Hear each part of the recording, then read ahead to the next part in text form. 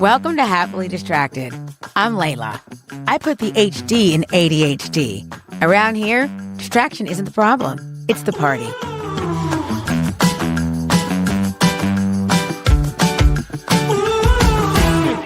Welcome to Happily Distracted. And let me tell you, I was quite distracted getting ready for this podcast because I just found my microphone, did not know where my microphone was. And then as my producer is helping me and I'm like, there's no sound. I don't hear the sound. And like, I'm going over everything and the microphone, I didn't have anything plugged in. And then just now when I was like, this microphone isn't working, I look at my computer and somehow the microphone button is pressed. So it wasn't on. So ladies and gentlemen, I just want you to know you are listening to an incredible professional. I'm a podcast professional whose ADHD had no idea where she put her mic, but I put it in a really good place and I just remembered it. I feel like this is a circus because you said ladies and gentlemen. Ladies and gentlemen, gather around. You're about to see something you've never seen before, a bearded lady.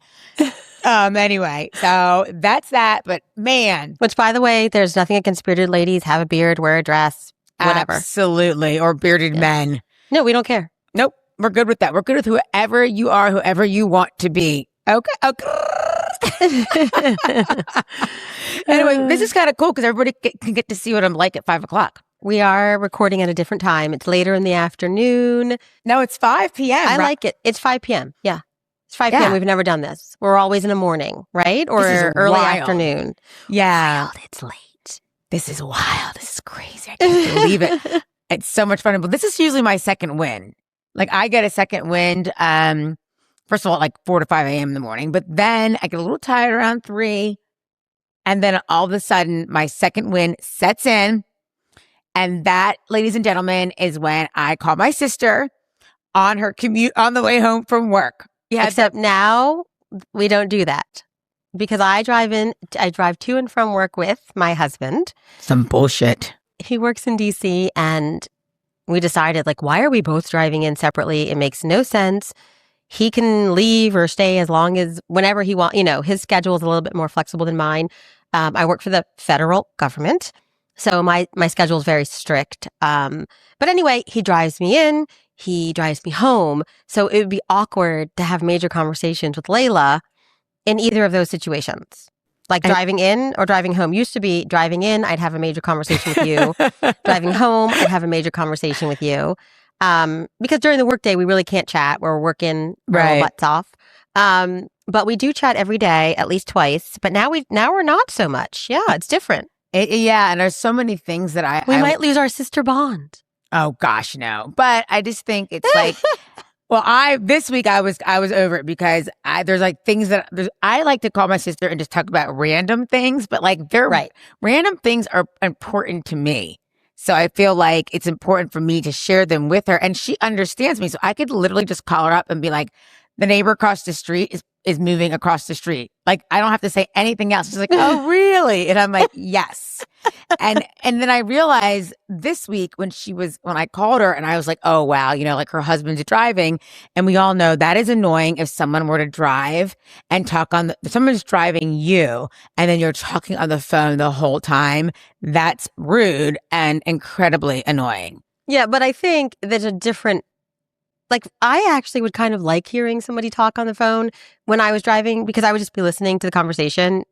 So it would be like being a child in the 70s when your mom was on the telephone in the kitchen, which was attached to the wall, and she was sitting at her kitchen table talking to her girlfriends. Oh my gosh. And you were a little kid and you would sit like at the kitchen table, like listening intently to the one half of the conversation. I mean, we didn't have lots, there wasn't a lot to do. Play with your friends, go outside, but there was no watching TV. There wasn't like something to look on your, read a book. But your mom having a conversation with her friend and you like, what happened to Susan? What happened to Laura? What happened to the little girl next door? I mean, that was like so fascinating to me listening to I literally heard one half of a conversation and you were filling in the rest of it and you're like, and it was exciting. That's what it would be like for me if I was, for example, driving and someone was having a whole conversation on their phone in the car. I actually wouldn't mind it. It wouldn't be painful. My husband doesn't enjoy it, nor does he enjoy I mean, he's a typical husband. He's like amazing and lovely and so supportive, and he is the best. But they don't understand sisters. They don't. Yeah. Let's just get. How many times? You're calling your sister again? Didn't you already talk to your sister? And my husband does not talk like that. No. Just so you know. But that's just my husband voice. But my husband will be the same thing. And he's like, what are you guys talking about? But I got to do a detour real quick. I'd like to hear from other sisters and tell us if they like call us to I'm not on Facebook or Instagram, but Leyla is. Yeah, DM me. DM Leyla and tell her about, like, what does your husband say when you talk to your sister 25 times a day? Exactly. But I want to make a detour real quick before we get into this subject. Yes. Yeah. Okay, Random. So you just talked about how you would sit at the kitchen table and listen to mom and the yellow phone, and all that. Long cord. Yes, the linoleum floors. And then what I think is hilarious is that for me, I did not fucking sit and listen. I was like, she on the phone. I'm about to fuck some shit up. You were wild. I was wild. My mom was on the phone. I was like, yeah, keep talking to Susie because I'm about to go into your cabinet. Actually, who was she talking to? Probably Marge. Yeah. Marge real Carter. Friend. Marge Carter. Real friend. These are real names. They're going to figure out like their tennis. Remember their tennis thing? Oh, and they're like probably like, now we need to go to the Whatnot bead store because we're going to do a macrame this weekend and we're going to do the potted plants with macrame. Macrame. But while my sister was at the kitchen table like this, not me. I was running around so much so that one time my mother was on the phone having an amazing conversation with somebody and I was loving it. And I was just running around the circle and I was like playing with Monya. And I remember I thought you were like chasing me. We were having fun. And then we talked about this. Yeah. Yeah. And then all of a sudden I just grabbed scissors. No, I don't think. And I grabbed scissors and I was like, cool, I'm going to put these in the socket. And I put the scissors in the socket. So when my mom was on the phone, so maybe that's why for me, but for me, if someone's talking. It was an opportunity to be free. You were able to say, I'm doing something. No one's watching me. I can just be Leyla. Yeah. I'd go in her cabinet. I'd go in her thing and like get her makeup. I'd go in her purse and try to get quarters so I could spend money at the pool. Remember when quarters would get you something at the pool? Yeah. A grape. Fanta. Right. I know. Great Fanta. And I would come back from tennis and then I would have my 25 cents and then I remember when it moved to 35 cents and I would go to the pool after tennis team. And then you go and you get your grape Fanta. That was like a fantasy world because we had no sugar in our house. So a grape Fanta was like, this is amazing. I loved that. It would probably taste like poison. Oh God, 100%. And the orange Fanta. Have you had a Suzy Q? Have you had a Suzy Q recently? Wait, audience, like my happily distracted people, did you ever eat Suzy Q's and Twinkies? Yeah, so we were not kids who got Twinkies. Hostess was like a famous brand in our house that we did not get to experience. But every once in a while we would go to the grocery store and there was the Hostess like stand and it had all the Hostess things on it. It was like an end unit on an end. And so my mom would be like, if you guys behave in the grocery store, right, you can choose one bad thing, basically. She wouldn't say bad thing, but she'd be like, treat. Always. So, I mean, who could resist? It was like these 2 devil food cakes, 4 actually, because it was 2 of them. So it was 2 devil food cake and filled with like a white creamy, I don't know what that was. It was literally probably poison. But you got 2 of them. 2 of them. And it was wrapped in that little plastic thing. It's Hostess, Suzy Q's. And they'd always have it on display. It was so good. Except I tried one as an adult. Yeah. It was similar to reading Holden Caulfield. I forgot what that book's called. But it was similar to that. It was like, this is not something I can relate to anymore. No, that's just I can't believe that I would do extra things, cleaning, whatever, chores, so I could get a Suzy Q. That shit is nasty. No, I was like, I will not. Kids are easy to please. Yeah, we're at the grocery store, and when mom would say that we could, if we were behaved well, that we could get Suzy Q's, that meant I wasn't going to hang out and try to, remember, I'd always like try to get I'd get like a quarter or something. I was always trying to get the bubble gum out. I don't remember that because you were probably had left mom and I who were actually grocery shopping. And one time she scared me. And you were doing weird stuff in the grocery store. Yeah, like I would go, we'd pass the bread and I'd go and smash it and just keep walking. No. And I'd go into the ground beef and I'd go and leave that's so weird. But it didn't punch through this plastic. I know, right. But still strange. There's like mold and I could mold something. You would get so distracted in the grocery store that on multiple occasions, mom would leave you. That's what I'm saying, because one time, It was 70s. Like in the 70s, parents did things like this. Like Right. they were like, you know what? I'm going to teach her a lesson. I know, but really, I didn't even recognize that she'd left me You did. until I started screaming. Yeah. So I remember like I was trying to get bubble gum out of the thing. And I think we had like the determined. Volvo station wagon because like Volvos were the car then. And so mom was like, we're going to go. We're going to drive like out. Like we're leaving the A&P, by the way. It was an A&P back then. And it was only grocery store in Crofton where we lived. And now there's like 20. It was like insane. Get your P's and Q's at A&P. And then mom and I were at the top of the parking lot and we're looking at you and you come streaming out of the grocery store. Oh, I was so cute. So cute. So freaking You came streaming out like a crazy person, screaming because you could see that we were leaving. Oh, Yes. it's hilarious. And then mom, You can laugh now. well, I mean, it was actually like, it's so funny because now people are so sensitive to children's feelings, which is good. Like, it's fantastic. People are sensitive to anxiety and children's feelings, and it's all amazing. Back then, parents were like, bye, bitch. you little shit. You know what I mean? Like, I'm going to teach this little shit a lesson. And you did what your parents, like, you learned that lesson. No, That summer, I remember that summer, you were left about 5 places. Like left. Even in Ocean City, I remember I was literally trying to get. It was the same summer. It was the summer of Leyla being so distracted with her ADHD that you couldn't like stay with mom. I got lost at the beach. Remember? Yeah. But I thought it was so cool that the lifeguard spelled my name. My mom was Little like, black girl lost on the beach. Little black girl on the beach. It's funny when you really start thinking about those things. Well, honestly, it's funny because you survived. And mom survived, and I survived, and dad survived. Like, we all survived, and you thrived. Yeah, I did get left a lot that summer. I'm kind of thinking about it now. I'm like, wow. But it's also like something like to understand your kids with ADHD, right? Like they are not doing these things on purpose. They're not trying to be bad, which mom didn't think you were. But but we talk she was about just it like, now. she has to learn behaviorally that she can't leave me. Yeah, you have to have boundaries. But also, listen, when it comes to those things, listen, that's a safety issue. Mm-hmm. So you do what you got to do with your kids. Mm-hmm. Like I'm like to teach them what they need to be taught. To teach them what they need to be taught, right? Without being without being abusive or anything. Right. But like, I'm not telling you to no, do not hurt your children. But I'm just saying, like those things. It was all safe. We knew you were safe in the grocery store. Mom knew she wasn't leaving you. We were like yards away. But it was, hey, don't leave me in the grocery store, little girl. Yeah, and you know what? I think that we all should, let me just say, some of the things that got me in trouble were fucking sugar. Sugar got you in because trouble. I would be so fascinated, and I was determined to use the quarter or the dime or the nickel that I stole out of mom's purse to get stuff out of that, the red, the candy things. They were always, you walk in, there was always a bubblegum thing. And then there's a bubblegum thing, and then next to the bubblegum thing was this thing with these weird looking candies that looked like were shaped like moons and stuff. I don't even know.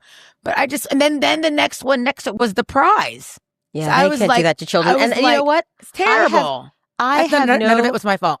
I have no recollection of that in the grocery store. Because that just shows you the difference in stuff. minds. Yeah. Yeah, you were like there to help. Right. I was just there, and then I would give flats. Like we call it flats now, but like the cart, and my mother would be like, "You must not do that with the cart." I like bumper.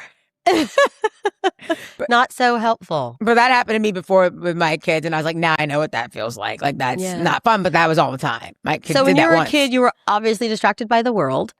What have you been distracted by this week? Oh my gosh. Anything or lately? Well, honestly, because we haven't done this for a couple weeks, so even more so. Well, like lately, what's occupying your mind? I got to figure out how to do 5 pull-ups. Like I can do almost 3.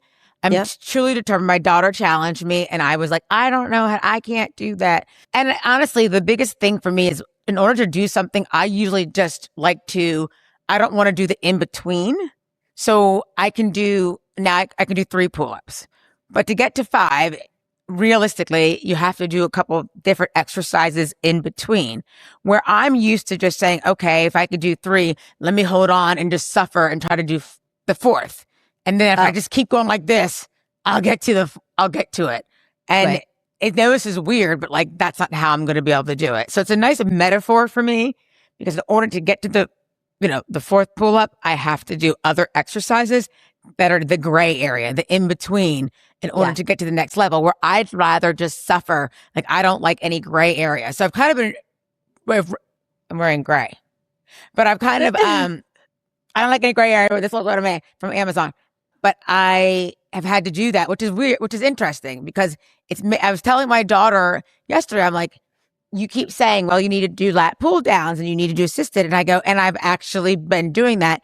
And it's a little bit painful not because of the workout, but because I'm like, I just used to being like an expert at something, like study it quickly, learn it, you ingest it, you're an expert at it. But not even if it's expert, I'd rather just suffer. Like, I can't remember if I'd suffer through it, but I'm like, that's what it is. What I'm saying is, like, isn't it the way to do it? Is that I just try to do the fourth and I just keep trying to do the fourth and I just keep trying to do it. But but I'm not going to be able to do it unless I do all the in between. Right. So okay. So you see what I'm saying? That's different than expert. No, but one thing I'm always fascinated by with your personality, and I also, when I meet someone and they're telling me certain things, I can identify that they have ADHD. I'll be like, and they'll be like, yes. So what I find most fascinating about that personality is the ability to, when you become distracted by something, which means you're interested in that thing, when you become really interested in it, you can go from 0 to 60 in like 2 days. Yes. So and the best one is the bottle example, right? Right. You got into your bottles, and before I know it, you're telling me about your being able to really identify like when it was made, what it was made for, what it was used for, what year this one, and I'm, all looks like bottles to me. But when you're saying this, what's interesting is that because it's a physical thing, it's not something that you can ingest the information and have it down and have it down. That's what I mean by saying you can't become an expert at it in a short period of time. There's no way to condense that. Right. You have to do the steps that everybody else is going to have to go through if they want to get to the 5 pull-ups. That's exactly it. And so that's fascinating. That's probably the most frustrating thing in a way, but I don't say frustrating because I really want to get to 5 pull-ups, but it's something where I've accepted. Well, that's cool. That's like a behavioral modification. Yeah, because it's like, because I know that I'm not, and it's like, it's crazy that the pull-up is what, hanging on there halfway and being able to do nothing because I can't get to that, a really good third one or the fourth one really, is that I'm like, I've done this a couple times and I've made zero progress. Right. So then you realized I have to make a change in my approach. And my approach is I have to do these other exercises that are going to strengthen the areas that I need to use to be able to do more pull-ups. Thanks to my beautiful daughter who keeps telling me that, and I'm following she is that. Beautiful. Well, she believes in me. She's like, I know you can do it. Well, she can do 11. But that's crazy. I think it's so different because I remember if someone said to me, hey, let's go run a 5K, and there's someone who's like next to you and she's a really good runner, I'll be like, okay, great, but I will die. I will do everything I can, and I'll either beat that person or I'll run. And I did that in a race in Baltimore where I got on the very front with all these professional racers, and I was dying, and I thought I was going to die. I was like, I mean, it was like crazy. But you couldn't stop yourself. But I was second in my age group. I got like, I was like, I don't know how I did that, but it was like I can endure like hell. For a limited amount of time. But this is something, no matter what you do, you are not able to force yourself to do 10, 6, 5 push-ups. I mean, pull-ups. You have to build up. So that's good. It's teaching your personality the whole practice, do these other things to get to this other, which is so healthy for everyone. Yes, queen. Boss lady. I hate that it's so healthy for your brain. No, it really is. And it's and it's kind of like, I get it. Like I'm listening. Like but when you're like just hanging there, like I said, the lesson is like, it's not working. Yeah. You know what I mean? So I love that. I love it. Do something, figure out how do you help yourself. So I had told you earlier in this week, there was something I want to tell you. Oh God, I know. I'm so excited because your damn husband is taking up the commute, and the commute time is my time. But listen, I don't know. I'm going to troll the shit out of him. Okay, so this is the deal.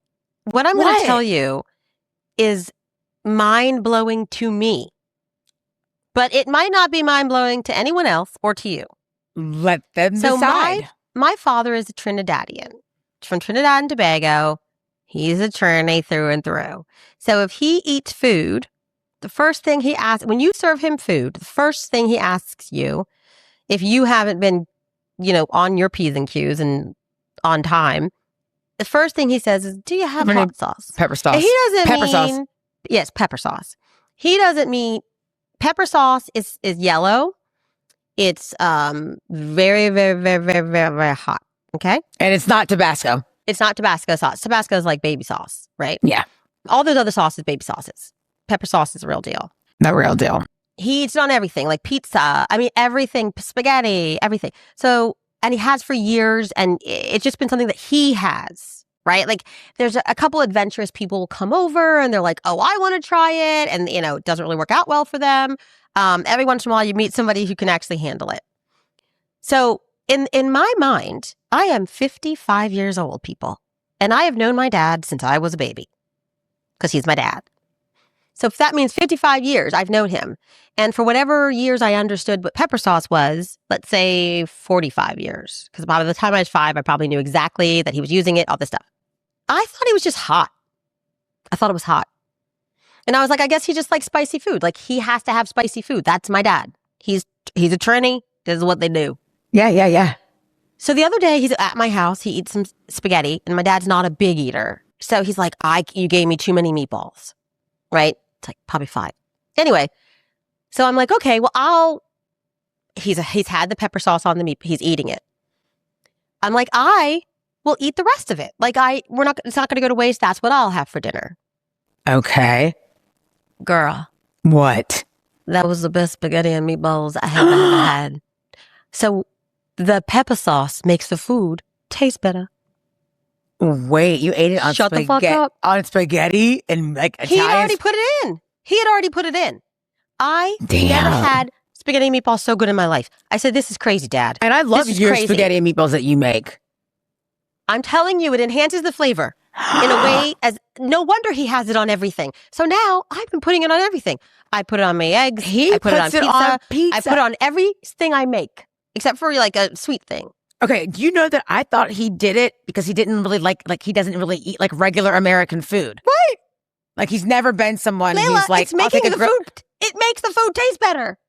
It makes all food taste better. That's why he's doing it. Making America great again. God, I love immigrants. But Leyla, that's why he's doing it. Did you know? I didn't know that. I thought it's just like a thing. It was just like a hot thing for Trinidadian people. And I thought it was a way to be able to eat weird American foods. Like, he'd be like, I'm not into it. It makes the food. The spaghetti. Whatever food you're eating, fish, chicken, rice, it tastes exquisite. So we have to make sure, though, it's Matook's. What's the name of the hot sauce? Well, that's the one he uses, but you can make homemade. Like, his family, he grew up with homemade. I have the recipe. Oh, you do? Yeah, girl. I'm going to make it, girl. Listen, Linda. So I don't know if there are any other people in this world who we have the situation where our dad is a Trini. And I think we discussed this before. He's almost 89. Our mom is from Xenia, Ohio. From the Midwest. She's a Midwestian. So she's from the Midwest, very American. So because our mom is the culture of families. This is what I believe. Yeah. Because our mom is American and Midwest, we are very American and very Midwest. America! We love our Trinidadian relatives and our culture, but who we are as a core is very, very Midwest American people. Because that's who our mom is. So our connection, and she did a good job like learning how to cook, but if she wasn't West, if she was a Trini mom, we'd be Trini. Like, we would 100%. Be Trini through and through. If our dad could be from wherever, Mongolia, like he could be from wherever, we would be Trini. We'd be Soka sisters. That's how it works. Yep. Yes. People could meet us and they know, oh, your mom's Trini, right? Right. But our mom's not. She's American. She's from Xenia, Ohio. Like, yeah, she's super regular. So for me, this is a breakthrough of monumental proportions. I am like, what the hell? Wait, that is the cutest thing, though. Now we know, like, the whole spice trade. Like, we know why people murdered, like, back in the day, the colonials? To get those spices. Yeah. We know why they murdered people to get those spices. We know why they killed people to get those spices. Is that the whole source of colonialism? Wow. All I know is, Leyla, you've got to try it. No, I'm going to. You can't do too much. Now, if you do too much, you're just going to be in hell. But okay? you But gotta if you do just the right amount for you as an individual, everybody's different, it's going to have a little spice, but it's going to make the flavor.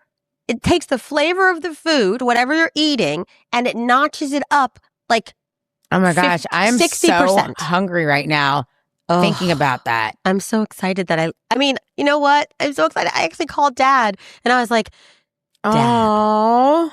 And he loves it. He's like, yeah, well, of course that's why I've been having the hot sauce on my pepper sauce. We just of thought course that's because why. you're from a different country. Right. Like growing up, we're like, you're foreign. We're American. And we're just going to have a grilled cheese. Thank you very much. And I literally thought it was to cover up the American food that he was eating. It just makes all food better. I don't know what to say, but I just had to tell you. And that's one of the things I've been wanting to talk to you about this week. I love it. So ladies and gentlemen, gather around the circle so you can see this amazing. If you have parents that are from a different country, do you ever have is there anything that they do with the food, yes. with the food that they do all the time with every meal, but maybe you discovered it way before we did as to why they would do it?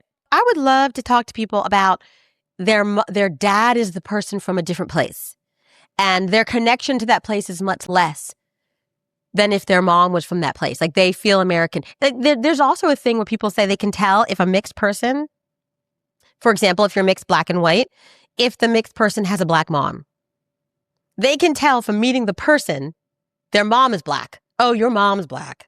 As opposed to your mom being white, which means you're probably going to be more like whatever culture your mom's from. And that's not based on traits. This isn't being racist or anything. Well, race is a made-up construct.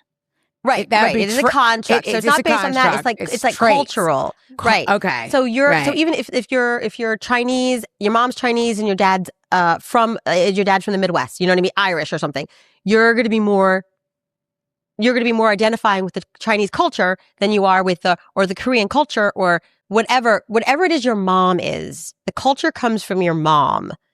And I feel that strongly as a half Trini with a American as apple pie mother. Yeah. Which is good because in some cases, thank God, because at least when I was getting class clown and not getting some academic award, my mother would be my dad would be like, why are you getting class clown? You're gonna be homeless. You will be homeless for getting class clown. And I'd be like, but Dad, this is awesome. It's fun. He's like, I feel like that's the part of having an immigrant parent.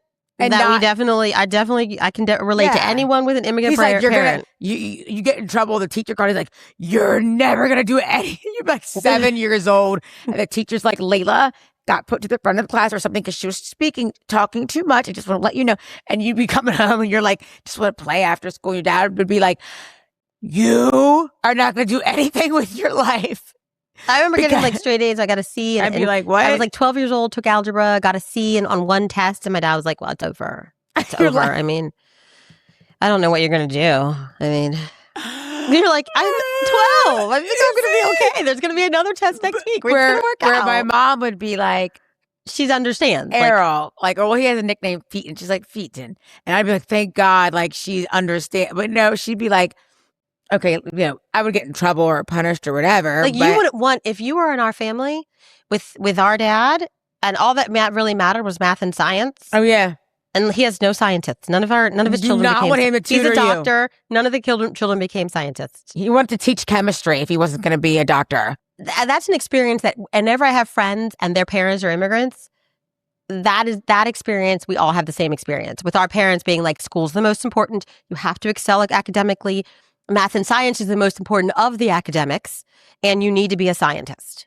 That's what they know. You have to be a scientist. And then he didn't understand if you anything else. Yeah, so that if he could not you knew all the words of a song, he'd be like, you know all the words of a song, but you don't know all the words of your it would definitely come up. I've heard one time they did not want you to know all the words of a song. If you want my body and you think of it, and I was like, do you know your times tables? He's like, I don't want to hear. You shouldn't be singing any song whatsoever unless you know your times tables. And they would like, And he doesn't talk like that, but yes. no, right, he has an accent.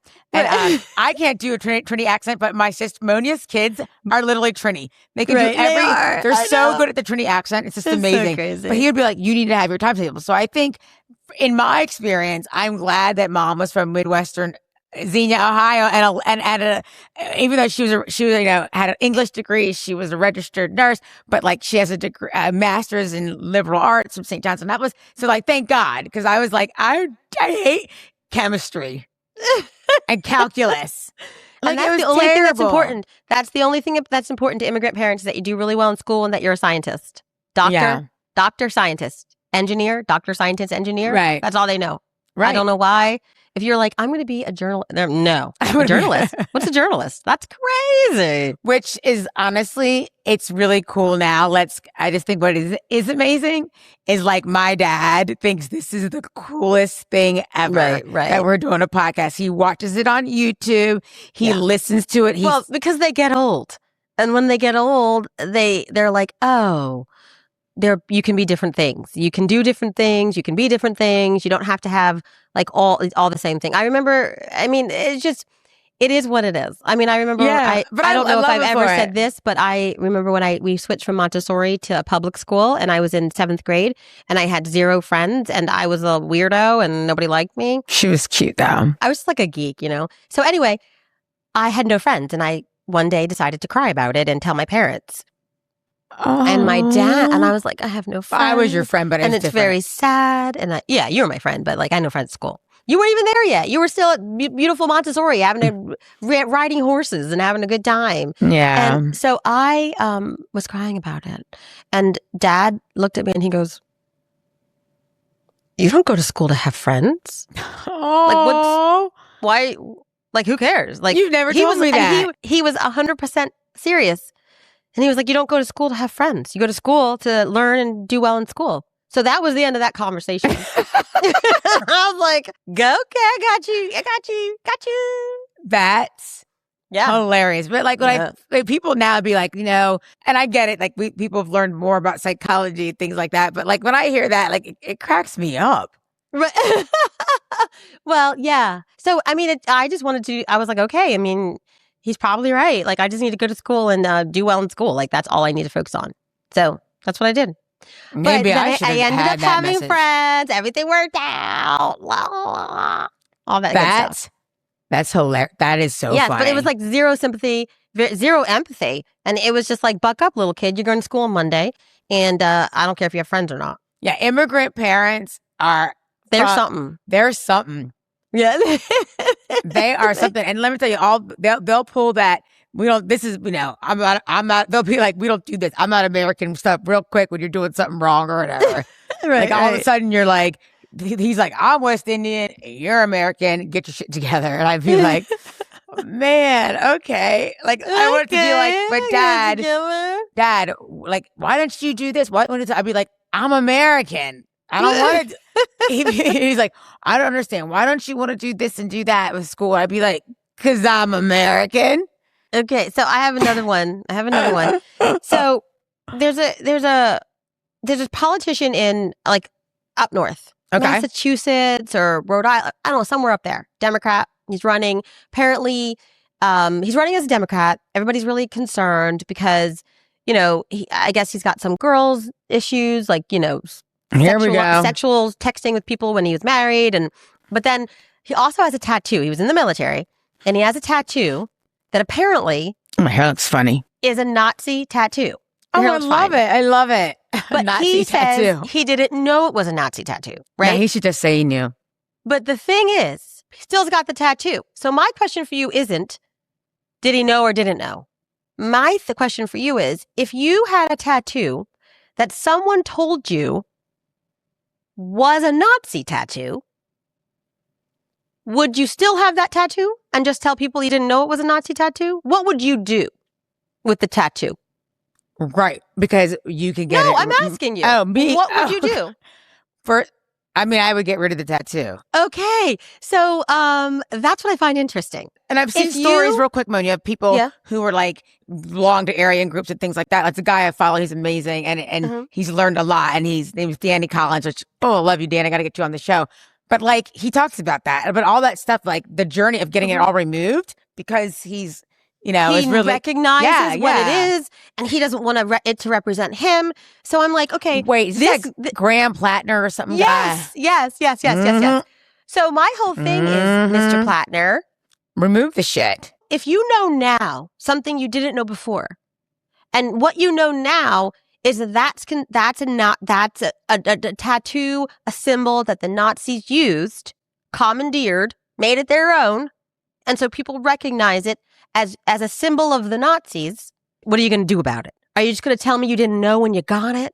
Or are you going to get it changed? He should be able to say right now, the next time someone asks him about it, he should be able to say, you know what? I'm going to show you my tattoo. And it should be flowers. It should be a tree. It should be removed. It should be something else. So he can say, you know what? I recognize now what I didn't know then, but I thank people for alerting me to it, because I would never want to walk around with a symbol of a group that I don't want a symbol of hate on my body. That's not who I am. That's not who I am. So I had to remove. How hard that is to do. Right. If you believe, you know what I decided? Guess what? He's a tricker. That's some trickery. Trickery. Because they're not stupid. These people aren't stupid. Right. No, what do you think of this guy? Like, what do you think his plan is? Well, it's not what I think about him. So I don't care about him.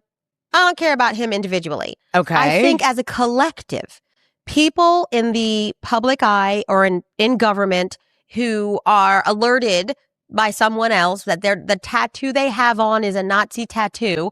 You're running for office. You're trying to say, I'm not a Nazi. I'm not involved with that. I didn't know at the time. Actually show us. Get rid of the tattoo.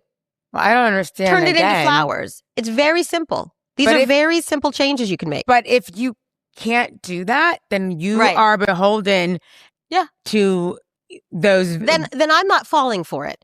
I'm not going to fall for your telling me that you didn't know. I can't fall for that from the beginning. Okay, but I just want you to know. I find it, listen, there's a lot of tattoos. No one goes and gets a Nazi tattoo and didn't know they were getting a fucking Nazi tattoo. Well, they didn't get, I'm going to say, I'm not going to say what you were thinking at the time because I'm not in your brain. I do know now that you know it's a Nazi tattoo. So what are you going to do about it? So what are you going to do about now? I'm going to give you the benefit of the doubt that you didn't know. Right. I'm totally going to do that. I'm going to do that honestly. That's not tongue in cheek. That's not by me being like, no, I'm saying, I'm giving you the benefit of the doubt. You had no idea. You were a drunk 21-year-old with a bunch of friends and you're like, give me that skull and bones. You know what I mean? Whatever. I'm giving you that. Okay, but now you're a grown-up and you've been notified. You've been put on notice. You've been put on notice. What you going to do? So I think this is interesting because so now that I'm gonna have to go down the rabbit hole and watch this, but I think since that's the case, now it would be hard for me to listen to anything that person said. I agree. I won't believe you. I don't care if they were like, we are gonna solve world hunger, and I can actually do it. Like I couldn't hear it. I can't switch from that. Well, especially since you're saying other things to try to get power, right? So you're trying to get power. You're trying to. I mean, he's running for office. So you're trying, for Congress, you're trying to get power. Right. So in so doing, can I trust you? Are you going to get there and be a Nazi? Like, you know, these are really good questions. Cause you could be what is it? The Trojan horse? Right. You could just be a person who's like, I know how to lie. I know how to say the things I need to say so I can get power. Yeah. And then I'm going to implement all of these very Nazi-like things. Right. Yeah. So and then completely, yeah. And I'm not saying that he is. Maybe he really isn't. And that's I'm saying. Well, I need to now. If you knew you had a Nazi tattoo, answers the questions. Yeah. If you had a Nazi tattoo, what would you do? I'd remove it. If I had a Nazi tattoo that I did not know was a Nazi tattoo, I'd remove that. Well, I don't think that's hard to do. The minute you told me, I would run to the tattoo place and be like, "Oh my God, what beautiful thing can you turn this into?" Because I don't want it to be a symbol of hate. Okay, so now I'm gonna have to totally get on YouTube and and start seeing what people are saying about this because I just think it's because that's but that could be related to a lot of other situations. That's what I'm saying. Not just so I'm not politics. even worried about I'm just not worried about Graham Plattner. Well, for me, it's mainly in the political forum because when you have a position of power in the government, that concerns me if you have proclivities towards Nazism. Like, you know what I mean? Like, that's a problem for me. So I would like to see that in the very least, you're acknowledging and you're saying, I'm going to change this because I didn't know what it meant and I want it to mean something else, even if you knew what it meant. But now you're like, it's not me. Absolutely, because I'll give you changed. because I'll give you the opportunity to show me that you've changed and that you've learned and grown and things like that. So it's disingenuous just to be like, I don't know, but you're still walking around with it. No, wow. See, these are the things that I've missed. First of all, I would have known all this had your motherfucking husband not be driving your ass to and from work. Girl, I love it. Do you know that I walk out of my building directly into the car? Like, my life is so good. Well, I mean, I guess you guys get to spend time together. I don't care about the environmental reasons for the commute because you guys both have stupid Teslas. So that doesn't even matter. Right. We're not, that's true. But let me tell you something. My life is so good. Well, because you're literally being chauffeured. Right. I know. So honestly, how am I going to solve this problem? I don't know. But I have another thing. Okay, so, what? I think I talked about before. This is the whole week of all the stuff we would have talked about. I know. I think I talked about before, and this will be our last topic for today. I talked about before, like tweaking. I remember we did our tweaking. We talked about tweaking and how you can improve. Yes. So one thing I wanted to improve was my sleep. So I have to say I'm taking it slow. Like it's going slow, getting better. But I do now try to sleep in my bed. I know that sounds crazy, but yeah, I was really getting involved in like television helping me fall asleep. Yeah, and there's no TV in my bedroom. So now I'm sleeping in my room. Her husband just get it on. Okay. Sometimes. Baby, that commute's really made me want to just be romantic with you. Okay, this is embarrassing. Okay. But anyway, so now the other night I couldn't fall asleep. And first of all, the Knicks are winning, and my husband's a coach, so and he's from New York. He has coaching to do, and he's from New York City. He literally the coach. The other day it was halftime. I think they have halftime at the NBA. So I was like, it's halftime, and I was like, so what are you going to tell the team? And he like knew exactly what he was going to tell the team, so they could come back and be better. It was like hilarious. You set him up. I know. He's so sweet. So I was already in bed. He comes to bed. By the way, when he hits the pillow. He goes right to sleep. You know that deep sleeping that you can tell someone's asleep, that breathing? All husbands do that. I'm telling you, it was like 60 seconds. All husbands do. I wanted to punch him in his face. Absolutely. I wanted to punch him in his sleeping face. I'm like, that's not fair. You were just downstairs coaching the Knicks, and then they win, so it means you're excited, and you came upstairs, brushed your teeth, washed your face, laid the head on the pillow, and 60 seconds later, my husband was like... I know. I don't know. That's crazy to me. I was like, this sucks. Anyway, so there was me turned over, trying not to wake him up. And I'm like reading on my phone, like down. So, and what I read is Reddit. Like, do you ever read Reddit under the covers? I do it like this. I'm like, under the covers, I'm like. Reddit? Oh, we have to do, next episode, we have to do, I love Reddit. Okay, Reddit is hilarious. The stories that people say, am I an asshole for doing this? Or people just send like random things for advice. You know who's assholes? It's the Reddit threads about soccer parents. I'm like, your child's 7. Serious? They're like, I don't know if he should be on the elite team or he got an offer to come to the elite team. I'm like, or should he be on the club team or the MLS team? And I'm like, your child's 7. Okay, what kind of elite team is there for a 7-year-old? Like, chill out. Chill out. So now, for me, if I was on that, I'd be sneaking out of the bedroom because I'd be like, "Ooh, I'm gonna do some responses." That's my problem. Like our neighborhood thread, I get on there and people are like say stuff, and I'd be like saying stuff, and then people here's the weirdest thing that when I comment on my thread, what is it, Telegram? Yeah. I'm like, why would you even respond to me? Why? What's Telegram? It's like this thing for our neighborhood. So like, Telegram's an app, and it's like these. It's like probably like Patch or whatever. It's like, and like, my husband was like head of the board at one time, like whatever. But then he got out of that. But like one time he was like, I need you to stop going on there and saying those things. And I was like, and I acted like I said, I'm not gonna do it. And he come back, he ran in the house. Like, you got to stop. You've got to stop. Stop. But I'm like, when people do like really like, and that's my impulse, like, and also I'm funny, but like people like do like really dumb things or whatever, and then like I put it on there, and then some people really like. What's an example? They fall for it. What's an example of you doing that? I want one example, and then I gotta go get some dinner. Okay, well, I went on there one time because I was like, look, when the wind blows and you put your trash out, like the trash is going to blow over everywhere. Now, I may not have said it like that, but I was like, you should, I'm going to add it like, you should know better. Like, that's called common sense. And so, whatever. But this one guy, he's always trying to mess with people on there. I'm not going to say any names. My podcast is so popular that he would know. Maybe someone will know. Okay. But like, he then tried to come at me over something, and he was like, well, Leyla, we're all picking up trash on. He literally wrote, Leyla, we were all picking up. Hold on, I'll pull it up next time. He said, but we're all picking up trash, and I'm going to be getting Dunkin' Donuts. So why don't you join us on that Saturday? Since you were complaining about people's trash around the neighborhood, and like thought he was being like tongue in cheek, and I said to him, hey, let me just say, Tom. Hey, Tom. I'm not so sure if you've seen me, but I'm at the gym on Saturday mornings, and if you saw me, you would certainly be able to tell. And I just started writing all this, and I was like, and I don't eat Dunkin' Donuts. Again, I'll be at the gym, not picking up trash with you. Like, he was just like trying to call me out. And I'm like, dude, all I said is that people should not put out your trash when it is blowing, because I go around and I'll pick up all the trash in the neighborhood. I don't have a problem doing that. But he decided to come after me, and I'm like, now I'm going to bother you. Because I'm going to come after you with like something that's like tongue in cheek, and you're going to think I'm serious. But instead, everybody else in the neighborhood is texting me and they're cracking up.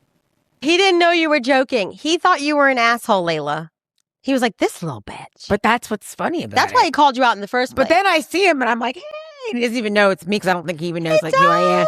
I was, hey, look at Oh, do you think he doesn't know who you are, but he knows who did that comment because your name's Leyla on it? Yeah. Oh, so he doesn't actually know who Leyla is. I mean, literally, I get random messages from neighbors and they're like, you're fucking awesome.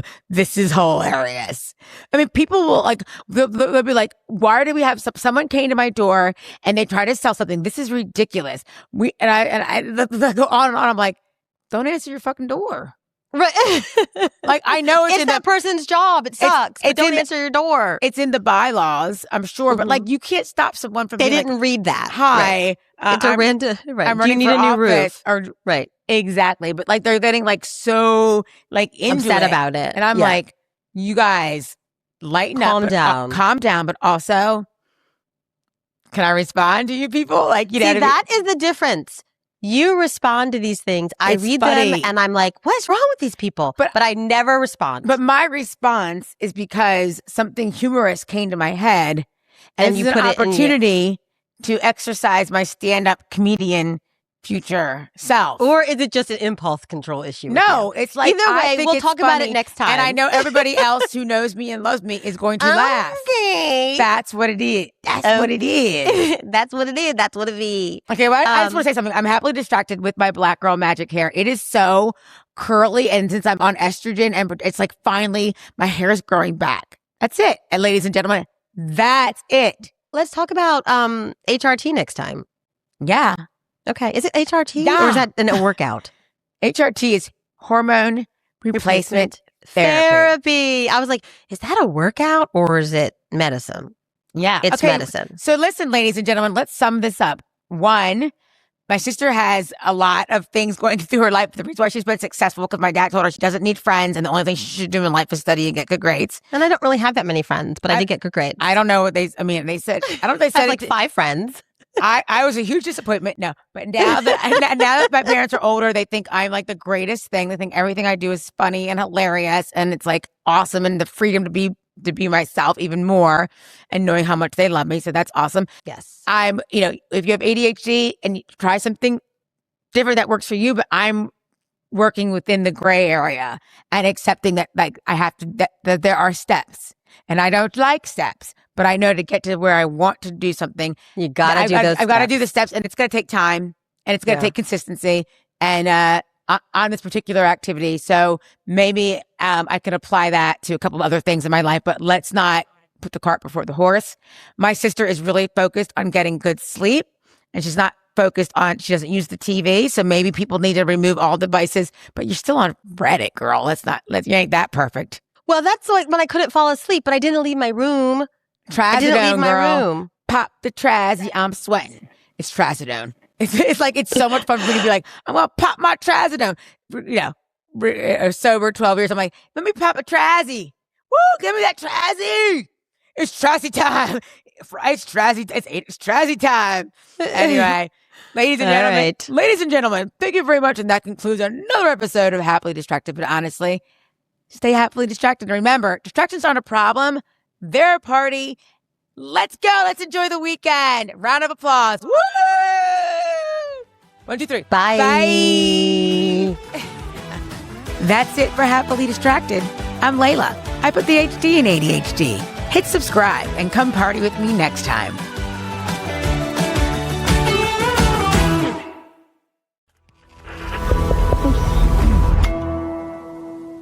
Resonate.